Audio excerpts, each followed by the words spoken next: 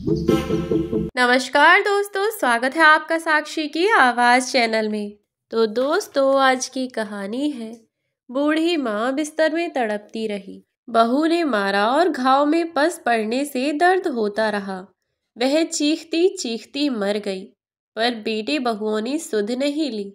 तो बुजुर्ग पति ने बेटे बहू से लिया अपनी पत्नी की मौत का ऐसा बदला कि उन्हें सड़कों पर लाकर छोड़ दिया, जिससे केवल उनके बच्चों को ही नहीं, आस पड़ोस के देखने वाले सभी को अकल आ गई।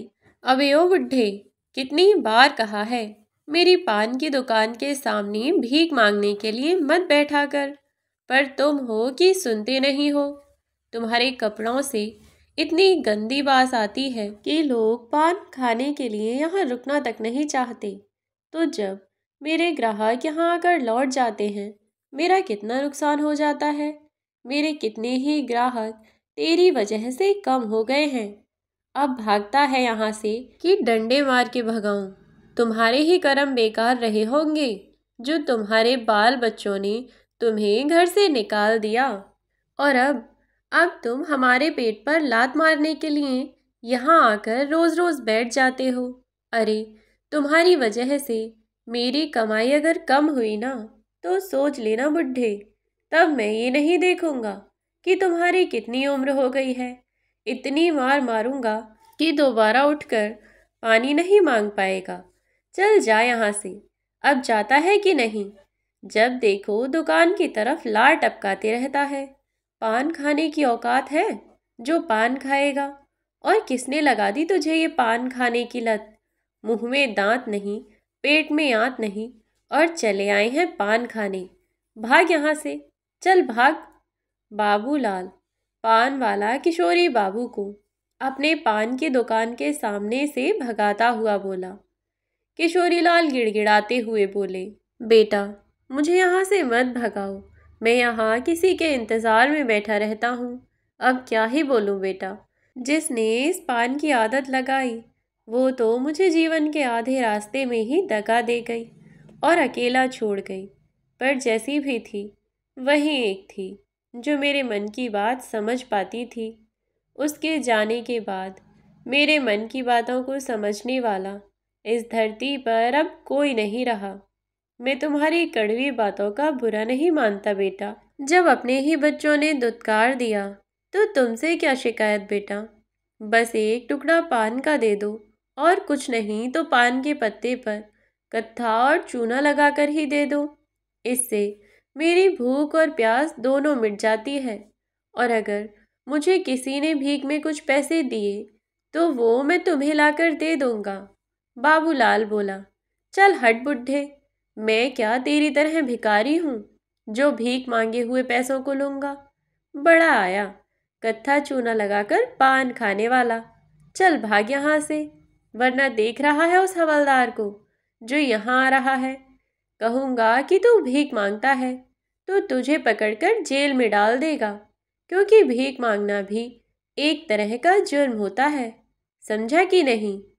किशोरी बाबू हवलदार को देखकर घबरा गए और खुद को फटे पुराने कपड़ों से छुपाने लगे। तभी वहाँ एक भला आदमी जो पान खाने आया था, वह बोला, क्यों भाई बाबूलाल, काम इतना मीठा करते हो, पान बेचते हो जिसे खाकर लोग खुश हो जाते हैं और मीठी वाणी हो जाती है। फिर तुम इतनी कड़वी बातें कैसे करते हो? इतना कमाते हो, अगर एक पान किसी को फ्री में खिला दोगे तो क्या चला जाएगा? गरीब हो या अमीर, हर इंसान पुण्य कमाना चाहता है। क्या तुम पाप के भागीदार बनना चाहते हो? अरे, भगवान भी ऊपर से सब देख रहे हैं। जो पहले से ही दुखी है, उसको क्यों कड़वी बातों से दुखी कर रहे हो? चलो, मैं एक पान के पैसे दे देता हूँ, बताओ कितना हुआ? बाबूलाल बोला, बाबू साहब, क्यों इस भिखारी पर अपने 25 रुपए गंवा रहे हो? देखो तो, रोटी की भूख नहीं है इसे तो पान की भूख है। तो राहगीर बोला, अच्छा, तो 25 रुपए में एक पान उनके लिए भी लगा दो। इतना कहकर वो पान लेकर किशोरी लाल को देते हुए बोला, लो बाबा, खा लो पान। पर ये बताओ, ये पान तुम्हारी भूख कैसे मिटाएगा? और यहाँ इस हालत में रहने से अच्छा है अपने घर क्यों नहीं चले जाते हो? तब उसकी बात सुनकर बाबूलाल बोला, अरे साहब, अगर इनके बच्चे और घर होता तो क्या ये रोड पर ऐसे भीख मांगते फिरते? और आज आपने पान दे दिया, कहीं आदत पकड़ ली तो हर रोज ये मांगने यहाँ आ जाएगा। नहीं नहीं, मुझे मेरी दुकान के सामने भिखारी नहीं चाहिए। ओ बाबा, हटो यहाँ से। अब इतना कहते हुए किशोरी लाल को दुत्कारते हुए वहां से भागने को कहा। किशोरी लाल जी पान को देखते रहे और मुस्कुराए और उसका एक छोटा सा टुकड़ा अपने मुंह में लेकर बोले, भाई बाबूलाल, तुम बोलते कड़वा जरूर हो पर पान अच्छा बनाते हो। पर एक बात कहूँ, बुरा मत मानना भाई, तुम मेरे बेटे की उम्र के हो, इसीलिए कह रहा हूँ। मेरी राधा जैसा पान कोई नहीं बना सकता, तुम भी नहीं। आहा, मजा आ गया। पान खाता हुआ राहगीर बोला, बाबा, ये राधा कौन है? बुरा मत मानिएगा, मेरा नाम राघव है। आप यहाँ इस हालत में कैसे आए? हर रोज आपको देखता हूँ कि दुकान के पास आप बैठ जाते हैं और पान के एक टुकड़े के लिए न जाने बाबूलाल की कितनी भली बुरी बातें सुनते हैं। आखिर क्यों? कुछ तो बताओ अपने बारे में। किशोरी लाल जी बचे हुए पान को अपने कुर्ते की जेब में लपेट कर रखते हुए उससे बोले, तुमने आज मेरी आत्मा को तृप्त किया है, भगवान तुम्हारा भला करेगा। तुम राधा के बारे में जानना चाहते हो ना? हाँ, मेरी राधा, मेरी धर्मपत्नी, जो जीवन के बीच रास्ते में ही मुझे अकेला छोड़ गई। उसके अलावा मेरे मन की बातों को समझने वाला कोई नहीं रहा अब इस दुनिया में। कहते कहते किशोरी लाल जी की आंखों से झरझर आंसू बहने लगे और वो पुरानी यादों में खो गए, जिस दिन उनकी धर्मपत्नी राधा उन्हें छोड़कर इस दुनिया से चली गई थी। जब उनकी मौत हुई तो वह अपनी पत्नी की लाश के पास बैठकर बस रोए जा रहे थे और कहे जा रहे थे, राधा उठो ना राधा, मुझे पान खाने की आदत लगा दी और अब खुद चली गई। बेवफा, देखना अब कभी पान नहीं खाऊंगा। लो रखो अपना पान, हो सके तो ले जाओ अपने साथ। कहता था मैं कि तुम ही खाया करो पान, मुझे मत दो, पर तुमने थोड़ा थोड़ा देकर मुझे भी आदत लगा दी। अब बताओ, कौन खिलाएगा मुझे ये पान? राधा, लौट आओ ना। किशोरी बाबू ने पान की डलियां जोर से आंगन में फेंक दी और वहीं लड़खड़ा कर बैठ गए। आंगन में झन्न से ढेर सारी चीजें बिखर गईं। चूना, कत्थे का डिब्बा, कटी सुपारी, जर्दा, लौंग और पान के पत्ते चारों तरफ फैले हुए थे। बाबूजी, बाबूजी, ऐसा मत कीजिए। आप दुखी होंगे तो माँ की आत्मा को बहुत तकलीफ पहुंचेगी। रोती हुई नेहा अपने पिता किशोरी बाबू को संभालते हुए बोली तो किशोरी बाबू बोले, छोड़ दो मुझे, मैं ठीक हूँ, बिल्कुल ठीक हूँ मैं। तुम्हारी माँ ने अपना वादा तोड़ा, मुझे जीवन की कठिन राह में बीच रास्ते में छोड़कर चली गई। कहते हुए किशोरी बाबू आंगन से बाहर निकल गए। उनका हृदय फटा जा रहा था। उनकी समझ में नहीं आ रहा था कि वो क्या करें। कभी मन करता कि जोर जोर से रोएं, कभी अपना सिर पीटने लगते और बेचैनी से दोनों हथेलियों को मलते हुए अंदर बाहर चहलकदमी करने लगते।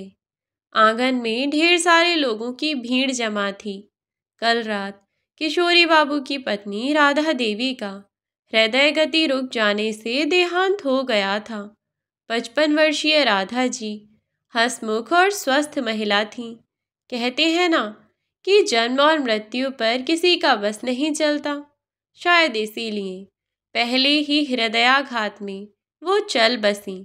जो भी सुनता दांतों तले उंगली दबा लेता और कहता, अरे, कल ही तो उन्हें देखा था, किशोरी बाबू के लिए पान ले रही थी और आज अचानक ये सब कैसे? किशोरी लाल जी के 3 बच्चे, 2 बेटे और 1 बेटी नेहा। तीनों बच्चों की शादी हो गई थी, सभी सुखी थे और बेटी अपने परिवार को संभाल रही थी। पर भाई और भाभी के स्वभाव के कारण मायके कम ही आना जाना करती थी। किशोरी लाल जी नेहा से संभल नहीं रहे थे। अचानक उनका बड़ा बेटा अजीत आया और नेहा को एक तरफ करते हुए बोला, हटो, बहुत हुआ दुलार और प्यार, यह ऐसे नहीं समझते हैं। इतना कहकर कसकर उनकी बाहों को पकड़ा और बोला, बाबूजी, बहुत हो गया नाटक, चलिए उठिए यहाँ से। माँ का अंतिम संस्कार करना है।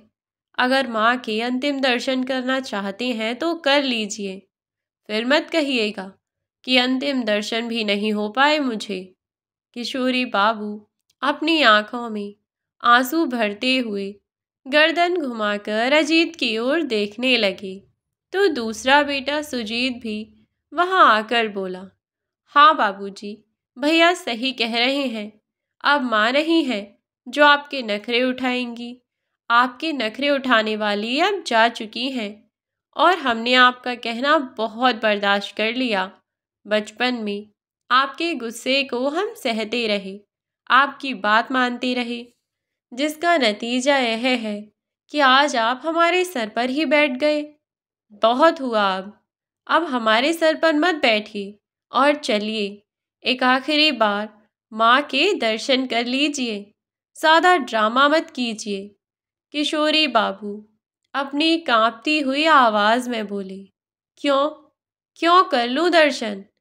क्यों देखूं उस धोखेबाज का चेहरा जो बोलती थी कि पूरे जीवन मेरे साथ रहेगी, बीच मझधार में मुझे छोड़कर गई, वो भी तुम लोगों के सहारे। अरे ये क्या किया राधा तुमने? खुद इतना दर्द सहा और मुझे बाकी का दर्द सहने के लिए अपने राक्षस जैसे बेटों के सहारे छोड़ गई। क्यों? तुम ऐसा कैसे कर सकती हो? नेहा अपने कांपते रोते हुए पिता को देख रही थी, वहीं अपने भाई द्वारा उनके हाथों को जकड़कर पकड़े हुए भी देख रही थी। अब उसके सब्र का बांध टूट गया क्योंकि वो अपने पिता के दर्द को महसूस कर रही थी। वो झट से जाकर बोली, चलिए ना बाबूजी, एक आखिरी बार माँ को देख लीजिए, फिर नहीं मिलेंगी वो आपको देखने के लिए। तब रोते फिफियाते हुए किशोरी बाबू अपनी बेटी के कंधों का सहारा लेकर आंगन में पहुंचे। बीच आंगन में राधा जी का नश्वर शरीर जमीन पर रखा हुआ था। उनके मन में जैसे समुद्री तूफान उठ रहा था। लाल बनारसी साड़ी, मांग सिंदूरी, बड़ी सी बिंदी, पैरों में महावर, चूड़ियों से भरी कलाइयाँ, कितनी सुंदर लग रही थी राधा जी। आज ऐसा लग रहा था मानो सारा सौंदर्य सिमटकर उनमें समा गया हो। किशोरी बाबू राधा जी को निहारते ही रह गए, मानो उनकी आंखें पत्थर की हो गई हों। उनका मन हाहाकार कर उठा और वो रोकर बोले, क्यों राधा, क्यों छोड़ गई मुझे? किसके भरोसे? तुम ऐसे समय में मुझे दगा दे गई जब मुझे तुम्हारी सख्त ज़रूरत थी। देखो, लोग तुम्हारे पांव छू रहे हैं, पवित्रता की देवी कह रहे हैं, पर तुमने मेरे बारे में नहीं सोचा। इस कठोर दुनिया में इन निर्मोही रिश्तों के भरोसे मुझे छोड़ गई। लौट आओ राधा, मेरे मन की बात तुम्हारे सिवा कोई नहीं समझ सकता। कहते कहते वो राधा जी के पैर पकड़कर रोने लगे। वहाँ आसपास बैठे लोग भी अपने आंसू रोक नहीं पा रहे थे, पर किशोरी बाबू के मुंह से ये सब बातें सुनकर वो सब आश्चर्य में सोच रहे थे और कानाफूसी कर रहे थे कि क्या उनके बेटे बहू उनकी सेवा नहीं करते या ध्यान नहीं रखते जो ये ऐसी बातें कह रहे हैं। बेचारे भले आदमी हैं, खुलकर क्या कहेंगे। अब तो लगता है राधा जी की मौत भी सामान्य नहीं थी, ज़रूर इसके पीछे कुछ वजह छिपी होगी। अचानक से अजीत आया और झट से उन्हें पकड़कर झकझोड़ा और उनके कान में बोला, बाबूजी, दिमाग सही जगह पर नहीं है क्या आपका? कहीं पगला तो नहीं गए हैं? क्या बोल रहे हैं? इतना कहकर अजित दूसरों की तरफ देखकर बोला, लगता है माँ के जाने से इन्हें बहुत गहरा सदमा पहुंचा है। डर है कहीं पागल ना हो जाएं। जल्दी जल्दी ये सब निपटाना होगा। अजीत ने सुजीत की तरफ इशारा किया तो सुजीत बोला, हाँ हाँ आप जल्दी करो। तब किशोरी बाबू बोलने लगे, जीते जी तो तुम लोग उसे कोई सुख न दे सके, अब मरने के बाद भी तंग कर रहे हो। जीना मुहाल करके तो रखा था तुम लोगों ने। कहती थी वो, जब मैं नहीं रहूँगी तब मेरा महत्व पता चलेगा। आज वही मेरे साथ हो रहा है और न जाने आगे क्या क्या होगा। वहीं उनकी दोनों बहुएं खड़ी होकर आश्चर्य से उन्हें देख रही थीं। तो बड़ी बहू बोली, कहीं यह बुढ़ा इतने दिन की छिपाई हुई बातें जग में जाहिर न कर दे, रोको इसे। सुजीत झट-झट सभी लोगों को जताने लगा कि वो अपने पिता के लिए कितना परेशान है और बोला, जल्दी कीजिए, कहीं बाबूजी की हालत खराब न हो जाए। ये कहते हुए सुजीत और बाकी के लोग राधा जी के मृत शरीर को ले जाने की तैयारी करने लगे। सब लोग तैयारी में जुटे थे। किशोरी बाबू याद करने लगे कि 1 हफ्ते पहले कैसे अजीत की पत्नी सोनी ने राधा जी की सफाई और कामचोरी पर सवाल उठाए थे। सवाल उठाते हुए इतनी जोर का धक्का मारा था कि बेचारी जाकर आंगन में गिरी थी और उनका सिर दीवार से टकरा गया था। बेचारी राधा जी चिल्ला रही थीं, दर्द से कराह रही थीं। वहीं सोनी बोल रही थी, ओ बुढ़िया, बहुत हुआ तुम्हारा नाटक। जरा सा खून बहा नहीं कि पूरा घर उठा लेती है सर पर। काम करने को कहो तो कामचोरी करती है। अब देखो, इनकी एक आवाज़ पर इनके मजनू जी दौड़े आएंगे, जैसे वहीं हमें कमा कर खिला रहे हैं। और सच में वैसा ही हुआ। राधा जी की एक पुकार पर किशोर जी बाहर से भागे भागे आए और बोले, राधा क्या हुआ तुम्हें? हे भगवान, इतनी चोट कैसे आई? क्या किया तुम लोगों ने मेरी राधा के साथ? बेटा अजीत, बेटा सुजीत, अपनी माँ को डॉक्टर के पास ले चलो। देखो कितना खून बह गया है। बेचारे कहते रह गए पर किसी ने एक न सुनी। सुनते भी क्यों, जब वो घर उन लोगों ने धोखे से अपने नाम करवा लिया और सारी जायदाद अपने नाम करवा ली, फिर माता पिता की बातें क्यों ही सुनते। बेचारे किशोरी बाबू से रहा न गया तो जल्दी से बगीचे से गेंदे के फूल की पत्तियों को तोड़कर लाए और उसे मसलकर उसका रस उनकी चोट पर लगाने लगे। बेचारी राधा जी झिलमिला उठी, हाय मेरी मैया, अब नहीं बचूंगी, बहुत दर्द हो रहा है, मत लगाइए ना, बहुत जल रहा है। बेचारे किशोरी बाबू अपना गमछा उनके सर पर बांधकर पानी का छींटा लगाते उनका चेहरा पोंछते, पर उन्हें समझ में नहीं आ रहा था कि आखिर अपनी पत्नी के दर्द को कैसे कम करें। किसी तरह किशोरी बाबू राधा जी को सहारा देकर कमरे में ले गए और बोले, राधा यहीं लेटी रहो, मैं बगल वाले से कोई मरहम लेकर आता हूँ। अपनी औलाद तो बेरहम हो गई है, शायद पड़ोसियों को रहम आ जाए। इतना कहकर वो पड़ोस के घर में गई और वहाँ से डेटॉल के साथ मरहम भी लेकर आए और अपने हाथों से अपनी राधा के दर्द को कम करने की कोशिश करने लगे। समय बीतने लगा। 1 दिन बाद उनका दर्द कम हुआ, परंतु 2-4 दिन बाद उस घाव में पस होने लगा और उसकी वजह से राधा जी को बुखार आने लगा। खाना न मिलने के कारण कमजोरी बढ़ने लगी और उनकी हालत और बिगड़ती चली गई। एक रोज जब किशोरी बाबू बेटे बहू से राधा जी के लिए हाथ जोड़कर पैर पकड़कर विनती करने लगे कि बेटा वो मर जाएगी, बहुत दर्द में है, उसे एक बार डॉक्टर से दिखवा दो, तो सब उन्हें दुत्कार रहे थे और कह रहे थे, कल की मरती आज मर जाए, हमें उस बुढ़िया से कोई मतलब नहीं, आपको भी मरना है तो मर जाओ, दोनों का अंतिम संस्कार एक साथ ही कर देंगे, हमारा खर्चा भी कम होगा। इतना कहकर सब ठहाका लगाकर हंसने लगे। ये सब राधा जी सुन रही थीं और वो दर्द उनसे बर्दाश्त नहीं हुआ, क्योंकि पिछले 1 हफ्ते से वो इसी दर्द में जी रही थीं। इतना कुछ सहने के बाद शायद भगवान ने भी उन्हें मुक्त कर दिया और अगली सुबह वो मृत पाई गईं। धीरे धीरे 13वीं बीत गई। इन 13 दिनों में किसी ने किशोरी बाबू को बोलते हुए नहीं सुना। जो कुछ पूछा जाता, सर हिलाकर हाँ या ना में जवाब दे देते। श्राद्ध कर्म के बाद सभी रिश्तेदार चले गए। घर में केवल दोनों बेटे, बहू और किशोरी बाबू रह गए। एक दिन किशोरी बाबू रसोई के बाहर आकर खाने के लिए बहू को कहने लगे, तो छोटी बहू विभा बोली, देखो तो जरा इस बुढ़े को, बीवी मर गई है पर इनकी भूख कम नहीं हुई। हे भगवान, कैसे खाएंगे? सोनी दाल और सूखी रोटी उनके सामने बढ़ाती हुई बोली, जब तक जिंदा हैं रोटी तो देनी ही पड़ेगी। अब ये हमारे सर का बोझ बन गए हैं। देखो तो जरा, कुछ कहते तो है नहीं, बस कैसे आंखों से हमें घूर रहे हैं, मानो हमें निगल ही जाएंगे। मैं तो कहती हूँ इनके सामने अपने पति और बच्चों को हम खाना नहीं देंगे, न जाने उनकी बुरी नज़र कहीं उन्हें न लग जाए।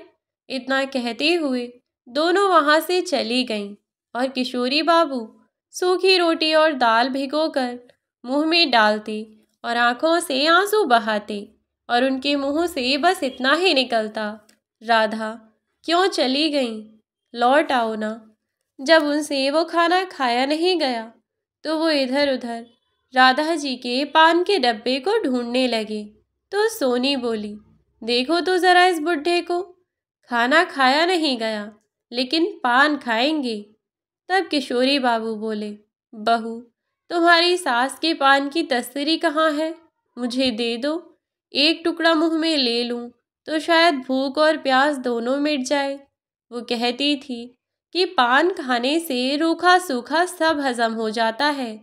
खुद तो चली गई, न जाने ये रोग मुझे क्यों लगा गई। कहते कहते वो फिर से रोने लगी कि तभी वहाँ अजित आया और पान के डब्बे को वहाँ से हटाते हुए बोला, बस कीजिए, हमारे पास इतने पैसे नहीं हैं कि हम आपको पान सुपारी खिलाते रहें। और हाँ, वो कमरा भी है ना, अब आप उसे भी खाली कर दीजिए, वही बेहतर होगा। आप बाहर जाकर रहिए, कहता हूँ अभी सुजीत से कि वो आपकी चारपाई बरामदे में लगा देगा, आप वहीं रहिए। अरे बच्चे बड़े हो रहे हैं, उन्हें भी तो कमरों की ज़रूरत है। अब चलिए चलिए, अभी के अभी चलिए। इतना कहते हुए बाँह पकड़कर लगभग घसीटते हुए किशोरी बाबू को बरामदे में ले जाकर धम से ज़मीन पर बैठा दिया और बोला, अब आपकी यही जगह है, समझ गए? इतना कहते हुए अजीत वहाँ से चला गया। उसके जाते ही दोनों बहुएं हंसने लगीं और बोलीं, अब आया ना बुढ़ा अपनी औकात पर, बड़ा चला था पान खाने, आज तो बरामदे में आए हो। कुछ दिनों बाद देखना, दोनों बेटे धक्के मार के इस घर से बाहर निकाल देंगे। मैं तो कहती हूँ अच्छा होगा उनके निकालने से पहले खुद ही निकल जाओ और अपनी बची कुछ इज्जत समेट कर निकल जाओ। इतना कहते हुए दोनों अपने अपने कमरे में चली गईं। किशोरी बाबू उस घर को छोड़कर जाना नहीं चाहते थे, क्योंकि उस घर के कण कण में राधा जी की यादें बसी हुई थीं, जब दुल्हन बनकर आई थीं और अपने जीवन के सुख दुख उनके साथ वहाँ बांटती थीं। उस घर को वो कैसे छोड़कर चले जाते, पर हालात ऐसे थे कि उनके ही बच्चे उन्हें अपने साथ रखने को तैयार नहीं थे, उनके मन की भावनाओं को समझना नहीं चाहते थे। अगले दिन से दोनों बहुओं का अत्याचार शुरू हुआ। कभी कोई खाना नहीं देती तो कभी कोई कंबल नहीं देती। हद तो तब हो गई जब छोटी बहू ने उनके बिछौने पर पानी डाल दिया और चिल्ला चिल्ला कर अपने पति को बोली कि ये देखो, बुढ़ापे में तुम्हारे बाबूजी ने बिस्तर गीला कर दिया, अब हमसे तो ये गंदगी साफ नहीं हो पाएगी, तो आप लोग ही कीजिए। बस ये होना हुआ और फिर क्या था, दोनों बेटों ने हाथ पकड़ा और घसीटते हुए बोले, अब आप यहाँ रहने लायक नहीं हैं, तो चलिए आपको गांव छोड़ आते हैं। सोनी ने झट से उनकी चादर में उनके 2-4 कपड़े समेटे और हाथ में पकड़ा दिए। किशोरी बाबू बोले, बेटा, गांव की कोई भी जमीन तुम लोगों ने छोड़ी कहाँ है जो मैं वहां जाकर रह लूं? अब जब वहां कुछ नहीं तो मैं वहां जाकर कहाँ रहूंगा? घर तक तो तुमने बेच दिया। इस पर सुजीत बोला, हम आपके रहने का इंतजाम कर देंगे, बस मुंह बंद करके हमारे साथ चलिए। रास्ते में कोई कुछ पूछे तो कुछ मत बोलिएगा, जवाब हम दे देंगे। तभी पड़ोस के मोहनलाल जी बोले, अरे किशोरी बाबू, रात के अंधेरे में कहाँ जा रहे हैं? अभी भाभी जी को गए हुए कितना ही वक्त हुआ जो आप अपने बच्चों को छोड़कर जा रहे हैं, या फिर ये बच्चे भी आपके साथ जा रहे हैं? किशोरी बाबू कुछ कहते उससे पहले ही अजीत बोला, चाचा जी, बाबूजी का यहाँ मन नहीं लग रहा है। हमारे दूर के चाचा जी गांव में रहते हैं, तो सोच रहा हूँ कि कुछ दिन इनको वहीं छोड़ आता हूँ। जब मन लग जाएगा और माँ की याद धुंधली हो जाएगी तो इन्हें वापस ले आएंगे। अभी चलते हैं वरना ट्रेन छूट जाएगी। इतना कहते हुए दोनों झट से वहां से निकल गए और दोनों बहुओं ने अपने घर का दरवाज़ा बंद कर लिया। रात के अंधेरे में करीब 3-4 घंटे गाड़ी चलाने के बाद एक सुनसान सड़क पर एक पान की दुकान के किनारे किशोरी बाबू को उतारते हुए दोनों बेटों ने कहा, अब पलट कर मत आना, और ये लो 100 रुपये। जितने दिन खा सकते हो खा लो, वरना किसी गाड़ी के नीचे आकर मर जाना, पर हमें याद मत करना। इतना कहते हुए दोनों वहां से चले गए। अचानक से राघव की आवाज़ से किशोरी बाबू का ध्यान टूटा। राघव ने उनसे कहा, तो क्या आपके बच्चे आपको इसी दुकान के पास छोड़ गए थे और इसीलिए आप इस दुकान के आसपास ही रहते हैं? मगर क्यों? तब किशोरी बाबू बोले, अब क्या कहूँ बेटा, मुझे ऐसा लगता है कि एक न एक दिन जब उनके साथ उनकी औलाद भी यही सब करेगी तो शायद उन्हें मेरी याद आए और वो लौटकर मुझसे माफ़ी मांगने के लिए आए। राघव बोला, काका, जो आपको सालों तक ढूंढने नहीं आए वो क्या आएंगे? हाँ, ये बात सही है कि आज नहीं तो कल आपके साथ भी इंसाफ होगा, और देखिएगा जैसी हालत आपकी उन लोगों ने की है उससे बदतर हालत उनकी हो जाएगी। हाँ, एक बात का दुख ज़रूर है कि आपके मन की भावनाओं को कोई समझ न सका, जबकि आपने क्या ही मांगा था, बस दाल रोटी और उस घर में राधा जी की यादों के साथ जीने का हक। पर वो अभागे वो भी न दे सके आपको। किशोरी बाबू की कहानी सुनकर वहीं पास में बैठा हुआ बाबूलाल भी दुखी हो गया और उसे एहसास हुआ कि उसने भी उनके साथ अच्छा व्यवहार नहीं किया। यह सब सुनकर बाबूलाल बोला, बाबा, मुझे माफ़ करो, मुझे नहीं मालूम था कि आप अपने ही बच्चों के सताए हुए हैं। अगर गलती से मेरे मुंह से कुछ निकल गया हो तो मुझे माफ़ कर दीजिएगा। किशोरी बाबू का मन अब अमृतमय हो गया, क्योंकि सालों से इतने प्यार भरे शब्दों और इस एहसास के लिए वो दर दर भटक रहे थे। उनके तड़पते हुए हृदय की प्यास मानो आज बुझ गई थी, क्योंकि बहुत दिनों से जो अवरुद्ध प्रवाह वाला झरना जो उनके अंदर ही अंदर बह रहा था, आज उनकी आँखों से भी वो बह निकला और उनके मन का दर्द थोड़ा कम हुआ। अब राघव बोला, बाबूजी, आपका मन तो पहाड़ी झरने की तरह पवित्र, निश्चल और सच्चा है, जिसे मैं महसूस कर सकता हूँ, पर आपको अब इस दुख में जीने के लिए तो मैं यहाँ पर छोड़ नहीं सकता। अगर ऐसे समय में मैं आपको यहाँ छोड़ दूँगा तो मुझसे बड़ा पापी कोई नहीं होगा। चलिए, आप जैसे लोगों के लिए भी इस दुनिया में एक स्थान बनाया गया है जिसे वृद्धाश्रम कहते हैं। वहाँ कम से कम इज्जत की 2 रोटी मिलेगी और छोटे मोटे काम जो आप कर सकते हैं वो करके आप अपनी कमाई से इस बाबूलाल से पान खरीद कर खा सकते हैं।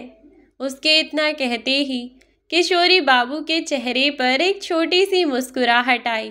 तो बाबूलाल अब अपना सर झुकाते हुए बोला, नहीं नहीं बाबूजी, भगवान इनके जैसा इतना कष्ट तो किसी को ना दे।